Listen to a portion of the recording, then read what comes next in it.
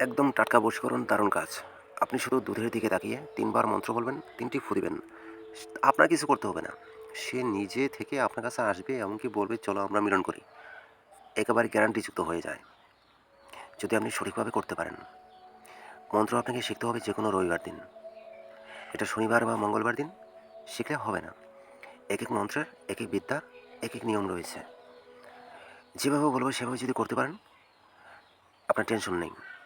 আপনি কাজ কমপ্লিট করতে পারবেন। মনের আশা পূরণ করতে পারবেন। মন্ত্র আপনাকে ১ম এ গাছের পাতাতে লিখতে হবে। কি গাছের পাতা? যে গাছ মিষ্টি ফল দেয়। কোনো তিতাযুক্ত ফল দেয় না বা টকযুক্ত ফল দেয় না। ডালিম গাছ হতে পারে। হ্যাঁ, ডালিম গাছে লেখাটা সম্ভব হবে না, কারণ ডালিম গাছের পাতা একেবারেই ছোট। আপনি আম গাছের পাতাতে লিখতে পারেন, তাহলেও চলবে। অথবা আপনি কাঁঠালের পাতাতেও লিখতে পারেন, তাহলেও হবে। সত্যি কথা, মিষ্টি ফল যে দেয়, এরকম গাছের পাতা আপনি নিবেন। পাতা আপনাকে নিতে হবে উত্তর দিকে যে ডাল আছে, সেই ডাল থেকে। যখন পাতা নিবেন, নিঃশ্বাসটা বন্ধ করে একটানে ছেড়ে নেবেন।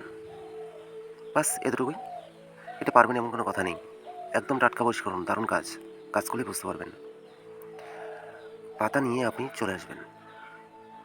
এরপর সবচেয়ে ভালো হয় যদি নদী তীরে গিয়ে আপনি কাজটা কমপ্লিট করেন। এই মন্ত্র শিক্ষা করেন। যদি নদী তীর না থাকে, শহরের মধ্যে তো নদী তীর নেই, নদীর ঘাট নেই, তো একটা সমস্যা না? কোনো টেনশন নেই। নদী যদি আপনি না পান, তাহলে পুকুর ঘাটে বসবেন। মোট কথা হচ্ছে আপনার সামনে যেন পানি থাকে। তাই বলে যে একেবারে পচা পাগারের সামনে বসবেন না। একটু ভালো পরিষ্কার পানি আছে, সেখানে মাছ আছে, এই ধরনের একটা পুকুর দেখে আপনি বসবেন। আর যারা নদী পাবেন, কাছাকাছি আছে, তারা নদী তীরেই বসবেন। দক্ষিণ দিকে আসন দিবেন। এই আসনটা কিন্তু উত্তর দিকে বা পূর্ব দিকে হবে না। আপনাকে দক্ষিণ দিকে আসন দিতে হবে। দেখুন, একটু কষ্ট করে কাজটা আগায় নিয়ে আসুন। কাজটা কমপ্লিট করে নিন।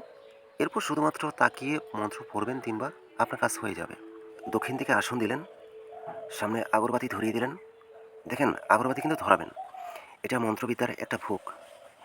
এই ছোটোখাটো বিষয়গুলো আপনাকে মানতে হবে। আগরবাতি ধরালেন, এরপর পাতাতে আজকের দেওয়া মন্ত্র আপনি লিখবেন। যে কোনো কালিতে আপনি লিখতে পারেন। নির্দিষ্ট কোনো কালি নেই।